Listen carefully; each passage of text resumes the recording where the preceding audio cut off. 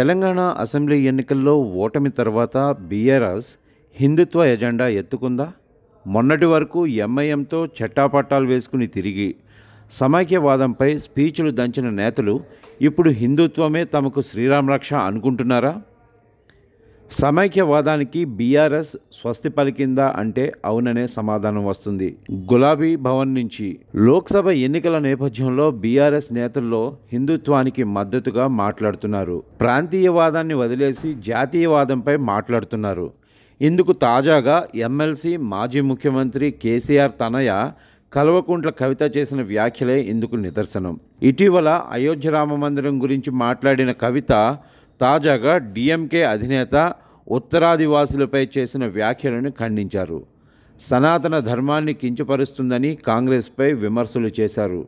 India కూటమిలో ఉన్న DMK నేతలు హిందువుల మనోభావాలు దెబ్బతినేలాగా సనాతన ధర్మాన్ని అవమానిస్తూ మాట్లాడినప్పుడు, హిందూ మాట్లాడే రాష్ట్రాలను గోమూత్ర రాష్ట్రాలంటూ అవహేళన చేసినప్పుడు కూటమిలో కీలక పాత్ర పోషించిన కాంగ్రెస్ పార్టీ, ఆ పార్టీ అగ్రనేత అయిన ఎన్నికల గాంధీ ఎందుకు స్పందించలేదని కవిత ప్రశ్నించారు. డీఎంకే నేతల వ్యాఖ్యలకు రాహుల్ గాంధీ సమాధానం చెప్పాలని డిమాండ్ చేశారు. హిజాబ్ వివాదంపై కూడా రాహుల్ గాంధీ తన వైఖరిని వెల్లడించాలని డిమాండ్ చేశారు. కాంగ్రెస్ అంటేనే మోసం, కుట్ర, మభ్యపెట్టడం అని విమర్శించారు. ఈరోజు మనం చాలామంది రాజకీయ నాయకుల నుంచి దురదృష్టకరమైన ప్రకటనలు చూస్తున్నాం. కొన్ని వర్గాల నుంచి ఓట్లను సంపాదించడానికి ఈ ప్రక్రియ చివరికి మనం ఊహించలేని విధంగా దేశాన్ని విభజించగలదు అని పేర్కొన్నారు. దురదృష్టవశాత్తు కాంగ్రెస్ మిత్రపక్షమైన డీఎంకే పార్టీ నాయకులు లోక్సభ ఎన్నికల్లో ఓట్ల కోసం విద్వేష వ్యాఖ్యలు చేస్తున్నారు. దేశాన్ని విచ్ఛిన్నం చేసేలాగా కొంతమంది నేతలు ఉన్నాయి. ఓట్ల కోసం దేశాన్ని అవమానించడం సరికాదు.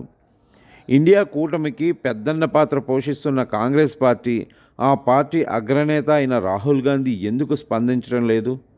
దేశాన్ని ఐక్యం చేయటానికి భారత్ జోడో యాత్ర చేశానని రాహుల్ గాంధీ చెప్పుకుంటున్నారు. కానీ అందుకు వ్యతిరేకంగా వారి మిత్రపక్షం చేస్తున్న వ్యాఖ్యలపై మాత్రం స్పందించడం లేదు. కోట్లాది మంది హిందువుల మనోభావాలను దెబ్బతినేలాగా సనాతన ధర్మంపై అనుచిత వ్యాఖ్యలు చేసినప్పుడే సీరియస్గా తీసుకుని రాహుల్ గాంధీ స్పందించి ఉంటే పదే పదే ఇలా వ్యాఖ్యలు చేసి ఉండేవారు కాదు అని కవిత అభిప్రాయపడ్డారు. కేవలం ఎన్నికలప్పుడే పనిచేసే రాహుల్ గాంధీని అందరూ ఎన్నికల గాంధీ అని పిలుస్తారని ఆమె విమర్శించారు. దేశ ప్రజలకు రాహుల్ గాంధీ సమాధానం చెప్పాలని, ఇండియా కూటమికి నేతృత్వం వహిస్తున్న కాంగ్రెస్ పార్టీ జవాబుదారీగా ఉండాలని డిమాండ్ చేశారు. దేశానికి రాహుల్ గాంధీ ఏం సందేశం ఇస్తున్నారని ప్రశ్నించారు.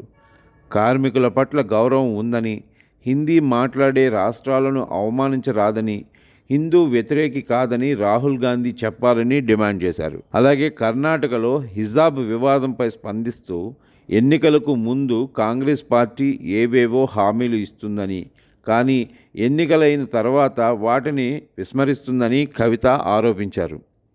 హామీలను అమలు చేసి చూపించిన చరిత్ర కాంగ్రెస్ పార్టీకి లేదని ఆమె స్పష్టం చేశారు. ఆ రాష్ట్రంలో గ్యారంటీల పేరిట హామీలు ఇచ్చిన కాంగ్రెస్ పార్టీ ఇప్పటి వరకు పూర్తిగా అమలు చేయలేదని ప్రస్తావించారు. హిజాబ్పై నిషేధం ఎత్తివేస్తామని ఎన్నికల సమయంలో కాంగ్రెస్ పార్టీ హామీ ఇచ్చిందని, కానీ అధికారంలోకి వచ్చి 8 నెలలు గడుస్తున్నా ఇప్పటికీ నిషేధం ఎత్తివేతకు వెనుకాడుతుందని విమర్శించారు. హిజాబ్పై కాంగ్రెస్ వైఖరి ఏంటో రాహుల్ గాంధీ చెప్పాలని ఆమె డిమాండ్ చేశారు.